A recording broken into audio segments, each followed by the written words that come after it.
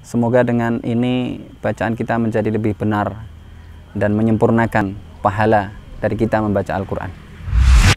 Mari kita pelajari, kita kupas bersama-sama ayat per ayat dari surah Al-Lahab. Dirasakan sampai sengau ke hidung. Bacaan gunnahnya lahabin watab, seperti itu. Mad jaiz munfasil, panjang 2 harokat sampai 5-6 harokat. Nah, sesuaikan dengan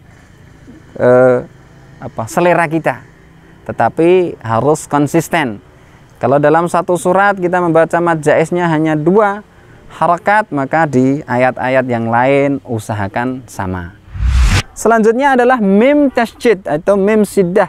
Hukum bacanya adalah dengan dengung, berdengung.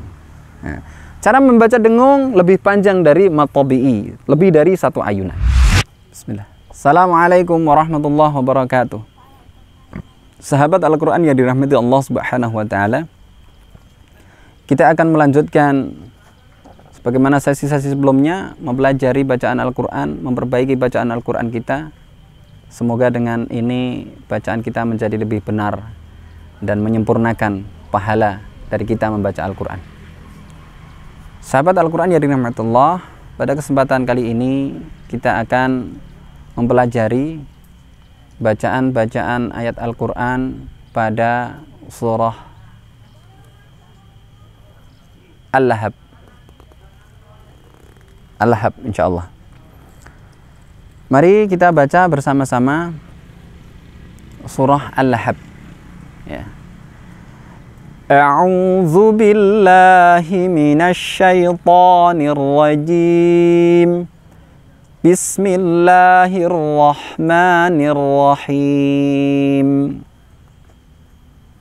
Tabbat yada abi lahabin wa tab.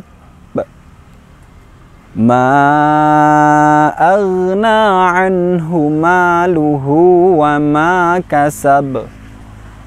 Sayasla naran dhata lahab. Wa imra'atuhu hammalatal hatab. Fi jidiha hablum min masad. Sahabat Al-Quran yang dirahmati Allah, kurang lebih bacaan surah Al-Lahab sebagaimana yang telah kita baca bersama-sama tadi. Mari kita pelajari, kita kupas bersama-sama ayat per ayat dari surah Al-Lahab. Ayat yang pertama. Tabbat yada abi lahabin wa tab. Sahabat Al-Quran yang dirahmati Allah, yang perlu kita perhatikan adalah yang pertama mad, ya, panjang 4-6 harokat, ya. Tabbat yada abi lahabin wa tab. Mad jaiz munfasil, ya. Ada fathah bertemu dengan hamzah pada lain kata. Nah, bacaannya panjang, dari 2 harokat sampai 6 harokat. Kemudian yang kedua adalah bacaan tanwin bertemu dengan huruf waw. Tanwin bertemu dengan huruf waw adalah bacaan idgham bi gunnah. Artinya bi gunnah adalah dengan dengung. Lalu bagaimana cara membacanya? Ketika ada tanwin bertemu dengan waw, ya, salah satu huruf gunnah, maka dibaca lebih panjang, ya, dengungnya daripada mad tabi'i, lebih dari 1 ayunan. Nah, seperti itu cara membacanya. Contoh, tabbat yada abi lahabin wa tab. Tabbat yada abi lahabin wa tab. Nah, dirasakan sampai sengau ke hidung. Bacaan gunnahnya lahabin wa tab, seperti itu. Nah, yang kedua adalah ba bertasjid dan diwakafkan. Nah, pantulannya tidak boleh buru-buru karena ditahan dulu baru qalqalah ya. Lahabi wa tab. Nah, seperti itu. Tidak sekedar lahabi wa tab. Kurang sempurna. Kemudian yang kedua, sahabat Al-Qur'an yang dirahmati Allah, pada ayat yang kedua. Ma aghna anhu maluhu wa ma kasab. Nah, berbeda dengan yang ayat pertama tadi. Wakofnya, qalqalahnya. Kalau di ayat yang pertama wakofnya bertasjid, ditahan. Ayat yang kedua tidak ada tasjidnya, tidak perlu ditahan, langsung qalqalah ya. Ma aghna anhu maluhu wa ma kasab. Oke. Bacaan mad jaiz munfasil, panjang 2 harokat sampai 5-6 harokat. Nah, sesuaikan dengan selera kita, tetapi harus konsisten.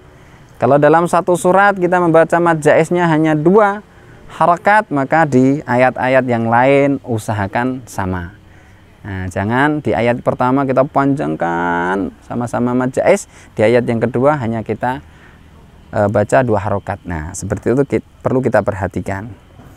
Kemudian bacaan mad tabi'i ya. Aghna 1 ayunan saja, jangan terlalu panjang. Ma aghna anhu maluhu wa ma kasab.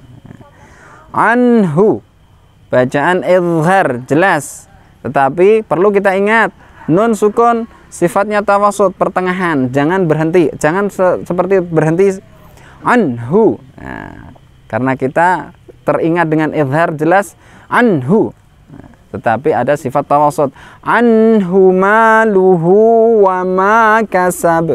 Oke? Sahabat Al-Qur'an yang dirahmati Allah, demikian tadi ayat yang kedua yang harus kita perhatikan. Untuk selanjutnya ayat yang ketiga.